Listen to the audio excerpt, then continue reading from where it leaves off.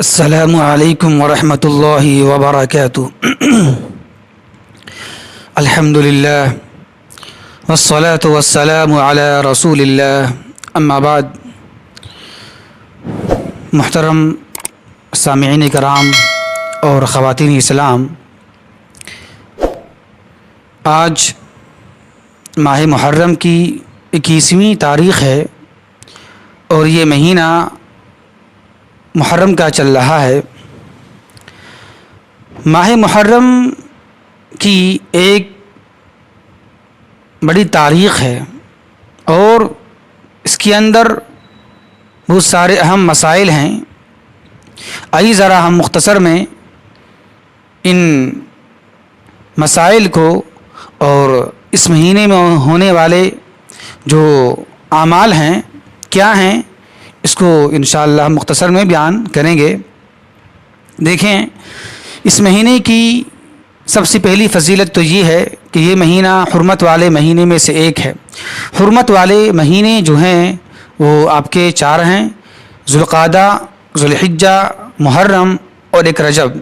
تو یہ ماہ محرم حرمت والے یعنی احترام والے 4 مہینوں میں سے ایک ہے۔ تو اس کی عزت، اس کے احترام ہونا چاہیے، اور اس کی عزت، اس کا احترام کا مطلب یہ ہے کہ ہم اس مہینے میں زیادہ سے زیادہ نیک اعمال کو انجام دیں اور ہم گناہوں سے پرہیز کریں۔ اور رکھ دو، ہاں ٹھیک ہے۔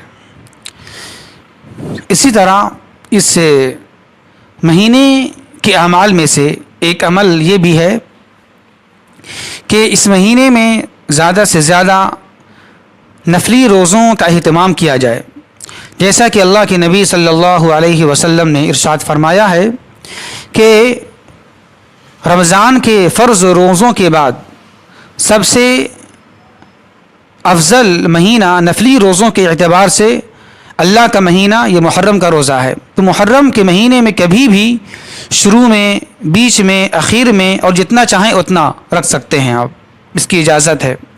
اسی طرح اس کے علاوہ ماہ محرم کے 9ویں اور 10ویں تاریخ کا روزہ رکھنا یہ زیادہ اہمیت کا باعث ہے اور اس کی بڑی فضیلت اللہ کے نبی صلی اللہ علیہ وسلم نے ارشاد فرمائی ہے۔ اللہ کے نبی نے کہا کہ 10ویں محرم کا روزے کی فضیلت یوں ہے کہ اس کے رکھنے کی وجہ سے گزشتہ 1 سال کے گناہ معاف ہو جاتے ہیں، لیکن اللہ کے نبی صلی اللہ علیہ وسلم نے اس سے خواہش کا اظہار کیا کہ اگر میں زندہ رہا آئندہ سال تو میں 10 کے ساتھ 9 کا بھی روزہ رکھوں گا۔ تو اصل 10 ہے لیکن 10 کے ساتھ 9 کا بھی روزہ رکھنا چاہیے، یہ سنت طریقہ ہے۔ اسی طرح دیکھیں آپ، اس ماہ محرم کی ایک تاریخ، ایک اہم واقعہ یہ بھی ہے کہ اس مہینے سے ہجری سن کی شروعات ہو جاتی ہے، یعنی یہ ماہ محرم ہمارا اسلامی ہجری سال کا یہ پہلا مہینہ ہے اور یہیں سے اسلامی سن کا آغاز، اسلامی سال کا آغاز ہو جاتا ہے۔ اور یہ کب ہوا؟ یہ 17 ہجری کو اس کی شروعات ہوتی ہے عمر رضی اللہ تعالی عنہ کے دور خلافت میں، اور اس کی بنیاد رکھی گئی ہے ہجرت واقعہ پر، ہجرت مدینہ پر۔ کیوں؟ وجہ کیا ہے؟ اس کی بنیاد جو رکھی گئی ہے، ہجری سن کی بنیاد ہجرت مدینہ پر کیوں رکھی گئی؟ اس کی وجہ یہ ہے کہ چونکہ ہجرت مدینہ کے بعد ہی مسلمان کو امن و امان ملی، شانتی ملی، سکون ملی، اور سارے صحابہ کرام اور اللہ کے نبی صلی اللہ علیہ وسلم مکہ سے مدینہ ہجرت کر کے جب گئے تو وہاں انہیں سکون مل گیا، آرام مل گیا، اور اس طرح سارے صحابہ کرام اور اللہ کے نبی صلی اللہ علیہ وسلم کفار و مشرکین کے ظلم و ستم سے بچ گئے۔ ایک وجہ تو یہ ہے، اس لیے اس کی بنیاد اسی پر رکھی گئی۔ دوسری وجہ یہ ہے کہ ہجرت مدینہ کے بعد ہی اسلام کو پھیلنے کا اور پھولنے کا اور آگے بڑھنے کا موقع ملا، اور اس کی سب سے بڑی مثال یہ ہے کہ یعنی کہ 8 ہجری میں، یہ مطلب یہ ہے کہ صرف ہجرت کے 7 سال کے بعد اللہ کے نبی صلی اللہ علیہ وسلم نے سن 8 ہجری میں مکہ کو فتح کر لیا۔ اسی طرح دیکھیں آپ، ہجرت مدینہ کے بعد ہی اسلام عرب سے نکل کر روم، ایران، سب جگہ پھیل گیا، اور یہ بالکل اس کا بول بالا ہو گیا. تو یہ دو وجہ ہو گئیں.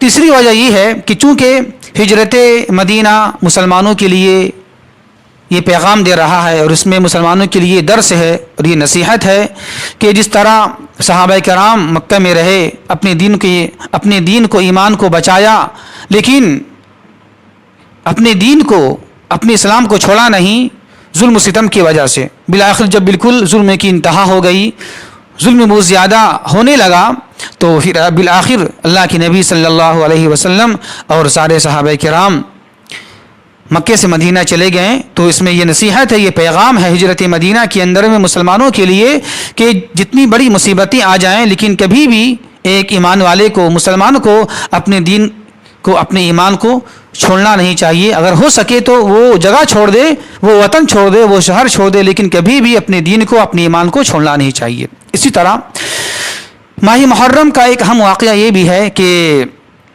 ماہ محرم کی 10ویں تاریخ کو اللہ تبارک و تعالیٰ نے حضرت موسیٰ علیہ الصلاۃ والسلام اور بنی اسرائیل کو نجات دے دیا، اور فرعون کو، لشکر کو، فرعون کے ساری جماعت کو، لشکر کو غرقاب کر دیا، سمندر میں ڈبو دیا. ایک تاریخ ہے. اسی طرح ماہ محرم کی ایک تاریخ یہ بھی ہے کہ ماہ محرم کی 10ویں تاریخ کو سن 61 ہجری کو حضرت حسین رضی اللہ تعالی عنہ کی شہادت کا واقعہ پیش آیا. یہ کچھ باتیں تھیں ماہ محرم کے تعلق سے.